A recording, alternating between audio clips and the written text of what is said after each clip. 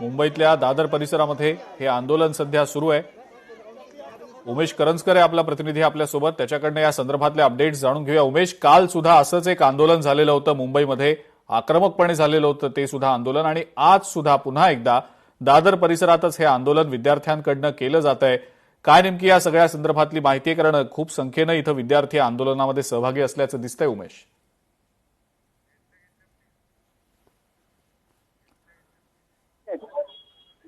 ते इथं असलेलं पाहायला मिळतात। खास करून जर आपण पाहिलं तर काल ज्या प्रकारे हे सगळं आंदोलन चिरडण्याचा प्रयत्न करण्यात आला, त्यानंतर पुन्हा एकदा आज हे सर्व विद्यार्थी इथं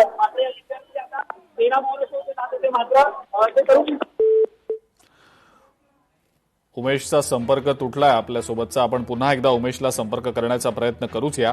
पण दोन दृश्य पुन्हा एकदा आपल्या स्क्रीनवर आपण पाहतो आहोत। उजवीकडचं दृश्य मुंबईतल्या दादर परिसरातलं आहे, जिथं विद्यार्थी आता आंदोलन करताना दिसतायत। स्क्रीनच्या डावीकडचं दृश्य नवी दिल्लीतलं आहे। पंतप्रधानांच्या निवासस्थानाबाहेर राहुल गांधी आणि इतर काँग्रेस नेत्यांचं आंदोलन सुरूच आहे।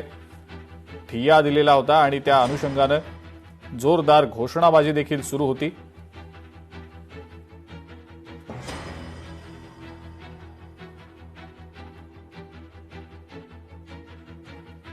पंतप्रधानांच्या निवासस्थानाबाहेर हे आंदोलन राहुल गांधी आणि काँग्रेस नेत्यांकडनं सुरूच असल्याचं पाहायला मिळालेलं आहे।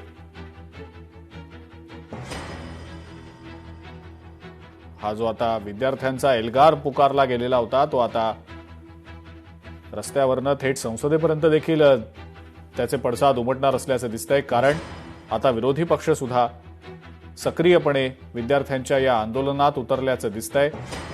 खास करून प्रमुख विरोधी पक्ष मानल्या जाणाऱ्या काँग्रेसनं सुद्धा या सगळ्या प्रकरणामध्ये आता सक्रियपणे सहभाग घेत केंद्र सरकारला या संदर्भात आपल्या मागण्या सांगितलेल्या आहेत। जितेंद्र सिंग केंद्रातले जे मंत्री आहेत ते काही वेळापूर्वी राहुल गांधी यांच्या भेटीसाठी म्हणून आलेले होते आणि काँग्रेसनं काही मागण्या त्यांच्यासमोर ठेवलेल्या आहेत। या मागण्यांसंदर्भात आता केंद्र सरकार काय निर्णय घेतं हे पाहणं महत्वाचं असेल। आपण दादरमध्ये सध्या जे आंदोलन सुरू आहे विद्यार्थ्यांचं, त्याबद्दलच्या देखील अपडेट्स जाणून घेऊया। उमेश आपल्यासोबत आहेच।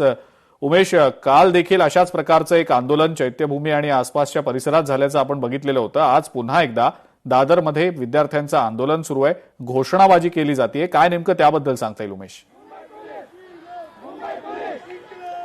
अजिंक्य, आताही आपण पाहू शकतो मोठ्या प्रमाणात हे विद्यार्थी आहेत ते दादर परिसरामध्ये जमले होते। काल ज्या प्रकारे या सगळ्या विद्यार्थ्यांची धरपकड करण्यात आली आणि मुंबईमधल्या वेगवेगळ्या पोलीस स्टेशनमध्ये त्यांना ताब्यात घेण्यात आलं आणि त्यानंतर सोडून देण्यात आलं, मात्र त्याची तमानं बाळगता हे सर्व विद्यार्थी जे पुन्हा दादर सगळ्या परिसरात जमले आणि जे दिल्लीमध्ये जंतर मंतरमध्ये आंदोलन सुरू आहे त्या सर्व विद्यार्थ्यांना, त्या सगळ्या आपल्या मित्रांना सपोर्ट करण्यासाठी हे विद्यार्थी इथं आलेले पाहायला मिळाले।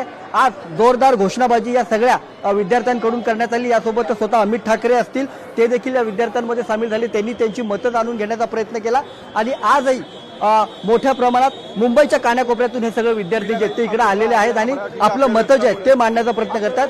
शिक्षण मंत्री धर्मेंद्र प्रधान यांचा राजीनामा झाल्याशिवाय आम्ही मागे हटणार नाही असा पवित्रा मुंबईतून देखील विद्यार्थ्यांनी घेतात। आपल्यासोबत काही विद्यार्थी आहेत, तू काय बोलशील? कारण काल ज्या प्रकारे आंदोलन झालं ते काल ज्या प्रकारे आजचं आंदोलन हे म्हणजे शिवतीर्थासमोर होतं, म्हणजे राजसाहेबांच्या घरासमोर होतं। तिथे पोलिसांनी आम्हाला डिटेन नाही केलं। काल आम्हाला मोठ्या प्रमाणात डिवाइड अँड पॉलिसी, जी इंग्रजांची पॉलिसी असते ते पॉलिसी वापरून आम्हाला डिटेन करण्यात आलं होतं। पण आज आम्हाला कुठलंही डिटेन करण्यात आलेलं नाही आणि आज आम्ही शांततापूर्ण जे आंदोलन, गांधीजीचा जो मार्ग आहे त्या मार्गाने आज आम्ही इथे शांततापूर्ण आंदोलन केलंय। पण दिल्लीमध्ये अजूनही आंदोलन सुरू आहेत, अजूनही सरकार चर्चेसाठी प्रयत्न करताना कुठे दिसत नाहीये।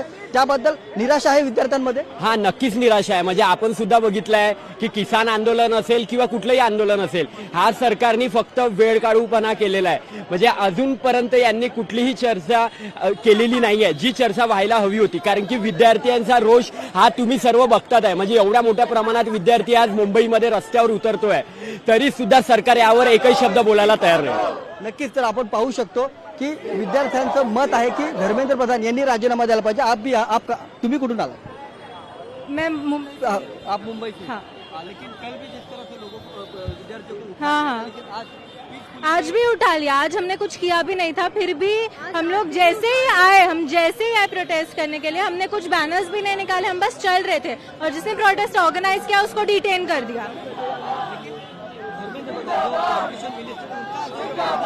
सॉरी, धर्मेंद्र प्रधान जो एजुकेशन मिनिस्टर है, उनका रिजिग्नेशन की जो मांग हो जा रही है, उस पर कोई निर्णय नहीं किया जा रहा है सरकार की तरफ से।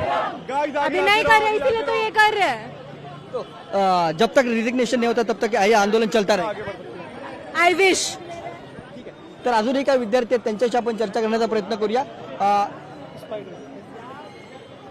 स्पाइडर बनकर आप इस प्रोटेस्ट को 2 मिनट के लिए गूंगा हो जा बाहर बोलने वाले मतलब आगे चलते रहे। वेगवेगळ्या पद्धतीने वेगवेगळ्या पोशाखात ही सर्व विद्यार्थी या रस्त्यावर उतरलेत आणि कुठे ना कुठे दिल्लीमध्ये ज्या जंतर मंतरमध्ये आंदोलन सुरू आहे त्याला कुठेतरी पाठिंबा मिळावा, ते आंदोलन फक्त दिल्लीपुरतं मर्यादित राहू नये तर देशभरामध्ये त्याची ठिणगी पडावी, यासाठी देशाच्या कानाकोपऱ्यात मुंबईसारख्या शहरातही आंदोलनं जी आहेत ती पेटताना आपल्याला पाहायला मिळतात। विद्यार्थ्यांचं नेमकं काय म्हणणं आहे हे आपण जाणून घेण्याचा प्रयत्न करूया।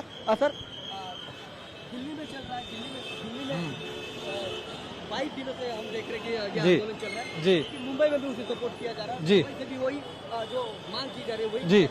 धर्मेंद्र प्रधान का जो रिजिग्नेशन वो जी जी तो बिल्कुल होना चाहिए, जो गलत किया है उसको अकाउंटेबिलिटी होल्ड करना पड़ेगा। लोकशाही मराठी ऐका, पहा, जागरूक रहा।